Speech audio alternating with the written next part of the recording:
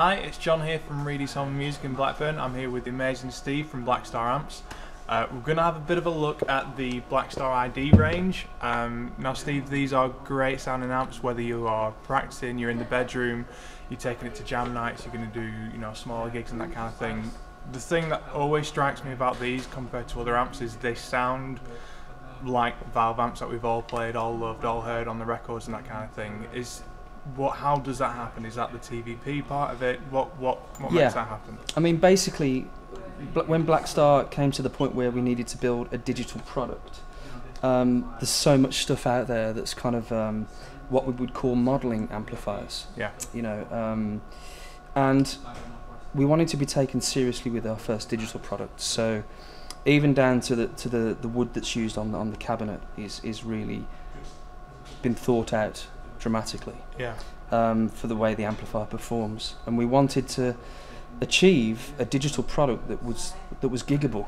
Right. So typically with a normal digital amplifier or solid state amp, they sound great in the store and they sound great at bedroom volume, but if you have a powerful one that's lending itself size-wise and wattage-wise to be used in a live environment, it tends to be really difficult to get it to come out of the mix when you've got a drummer playing and the rest of the band playing. Yeah, you get a bit lost, don't you? Yeah, and the engineer tends to struggle with the mix, and it doesn't push a lot of air like a valve amplifier does. Yeah. So the way the ID range was designed, specifically this TVP section, which stands for True Valve Power, really takes it to that next level.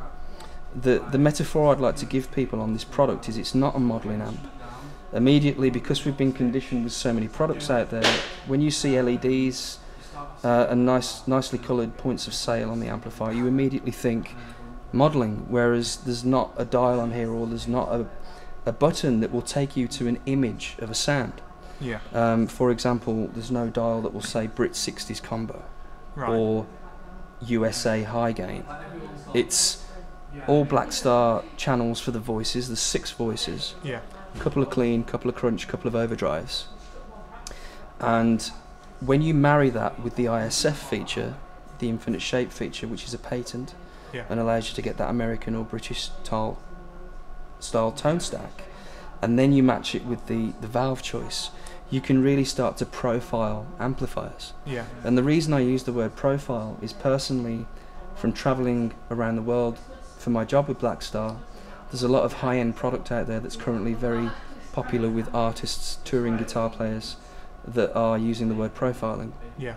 And if you know your history, you can really build your own amplifier here as well as recreate classics. Yeah. Which is really a very important thing about this product and where it sits in the market. Right. The TVP sections, which you asked about, has got 6 valve choices, and they're typically very, very popular power amp valves that have been used in amplifiers since the dawn of rock and roll. Yeah. Cool. So should we take a quick listen? That'd be great. Okay, so I'm going to play a basic clean guitar tone, and I'm going to start without TVP engaged, and I'll play a few chords and then I'll engage TVP, and hopefully you should hear a dramatic difference.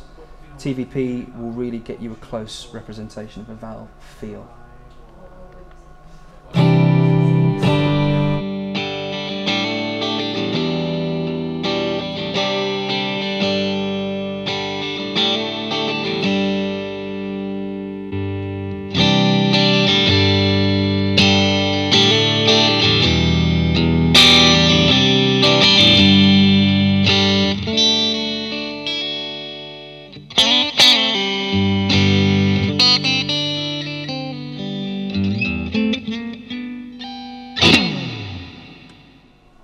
Cool. So I noticed then, Steve, as soon as you hit that TVP switch, you went from what was a nice sound, it wasn't a bad sound, but yeah, you got that bite, that kick that you get from, a valve. You didn't change any of the settings, it was just that one button. Yeah, just the TVP button. Yeah. So just by putting the valve stage in, we've got the valve stage. Yeah, absolutely. and we're very lucky at Blackstar. We've got Bruce Keir, who's our technical director, and many other talented people.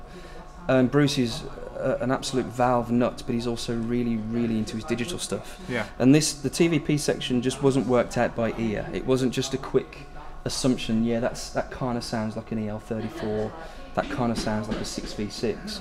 It was really sonically worked out, you know, it was really intricately worked out, the reaction of what happens with the speaker, the push, the pull, the feel, the speaker sag. You can actually feel the air against your jeans, and that's exactly what a valve amp gives you.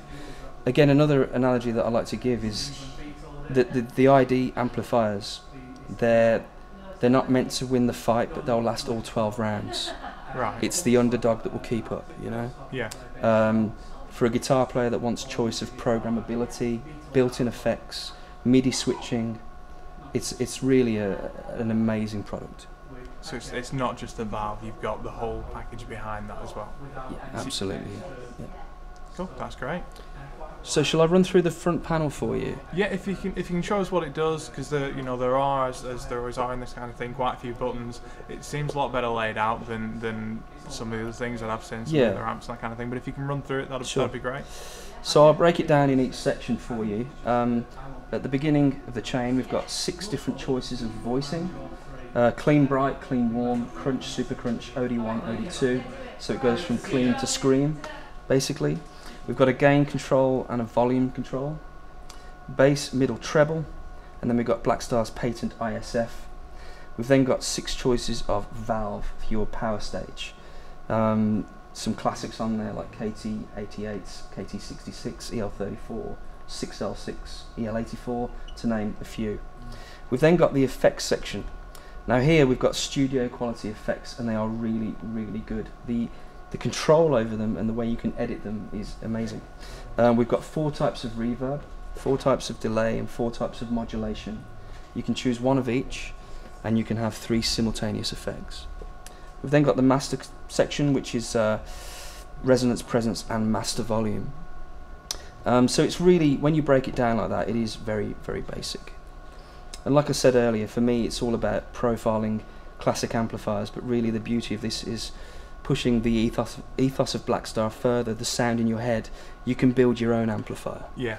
You could have a really high gain saturated overdrive with a 6v6 power valve that would typically be in a very, very small amp. Yeah. And you can really build your own sounds. It's very, very cool.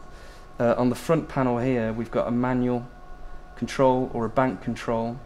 Manual is basically everything as you see it on the tin. And then bank, you can store 12 of your favourite presets on the amplifier itself.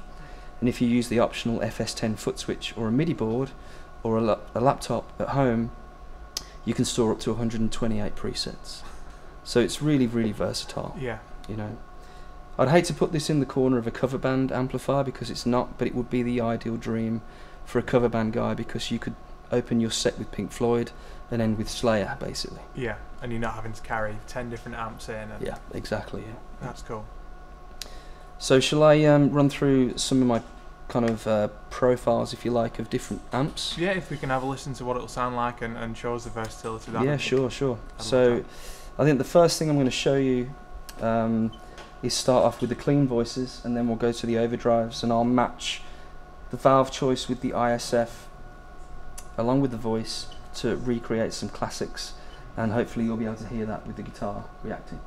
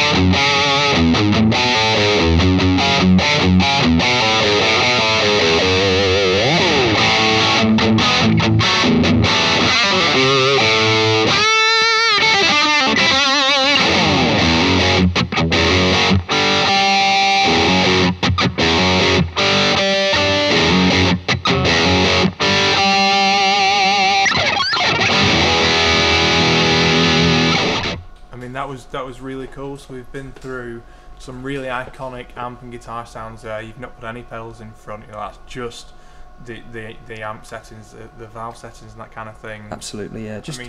I mean, all I did really when I first saw this product, and I have to be completely honest with you, I didn't recognise all the valves. Yeah. Even after many, many years of working in music retail, the valve in an amp isn't really a conversation. You know, it's if you like the sound, like the way it looks, like the price. Yeah. It's generally something you'll be into buying, but the valve choice isn't always the deal breaker, if you like. Yeah. So I started to look online on Wikipedia and so on, and started to look at the valve and build up a family tree. I looked at the guitar amp it was in, Yeah. the most common, who used them, the band, the song, and that's what allows me to do that little quick demo. Yeah. Just looking at the marriage between the ISF, the tube choice, and the voicing to match the tune. You know. I like that, and you could have for people like me who aren't very good at remembering that kind of thing, you could have a little cheat sheet there, have it next to you. Absolutely, and you just a quick setting or save it in the bank. Absolutely, yeah. You get used to it very, very quickly. And one thing I'd like to say to the customers of Reidys is before I leave today, I'm going to leave at the store my easy guide, which explains the relationship and takes you to a particular amp, and you can email the guys at the store, and they'll be able to send it through to you, no problem. So we'll sort that out today for you. And that can be me afterwards as well, having a bit of a absolutely, a little bit of homework. I mean, the amp sounds great, the settings sound great. We've not touched on the effects yet. How are they? Do they stack up to the rest? Yeah, of sure. I mean, typically I normally tend to leave a little bit of reverb on throughout my previous demonstration. Yeah. Just for ambience, really. Some of the amps won't have it in. Yeah. But I think the effects are very, very high quality. Sometimes I think in digital amps, it doesn't give you the flexibility that you sometimes would like. For example, the really, really long decays of a delay. Yeah. The really, really long decay of reverb and things like that. It's always very limited. Yeah. And the one thing that I was pleasantly surprised with ID when I first tried it myself was that is in there. And a really good example to give you is something like the reverb, and to show you a very, very short reverb right through to a extra long reverb that you would typically pay a fair amount for in a pedal. Yeah. So we'll have a look at that. That'd be cool.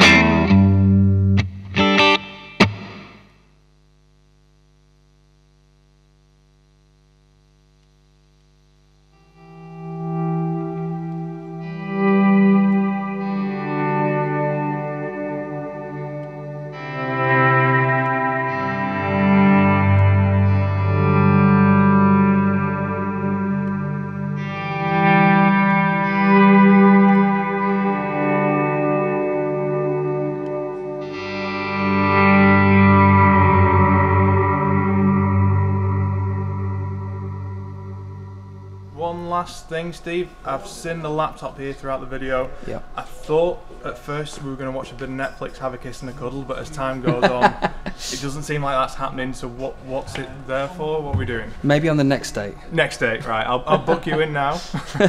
Okay, so all of our digital amplifiers have USB on, and the first thing is you can plug them direct for USB recording, Cool. which is a really, really great feature. So this is your sound card, if you like. And everything will transpose through the USB out, and it will give you a stereo bus signal as well for reamping later. Yeah. So a clean, a dry signal and a wet signal, basically. You can also connect to a Mac or a PC, and there's an available downloadable software package called Insider software, which is for all of our digital amps. And basically it's an extension of the amp with a little bit more detailed editing. Right. For example, the first two things that you can see are an extension of the amplifier as well as the individual pedals. As well as altering things on the amplifier, you can get really close with your mouse and adjust accordingly with a bit more detail as if you had the physical pedal in front of you, Right, yeah. which is important. Some of my settings that I've gone for, I needed a specific delay, and it was a lot easier to find on here. If I just close that bar down, the next thing we see is an audio player. Now this is a really cool concept where you can actually import an MP3 and you can jam along through the amplifier. Yeah.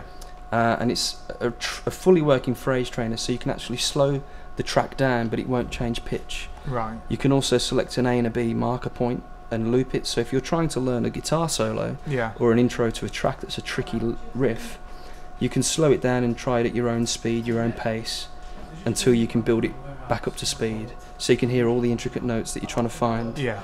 Rather than listening to someone shredding away, you can pick out what they're actually doing, which yeah, is really, really unique, and it won't change pitch.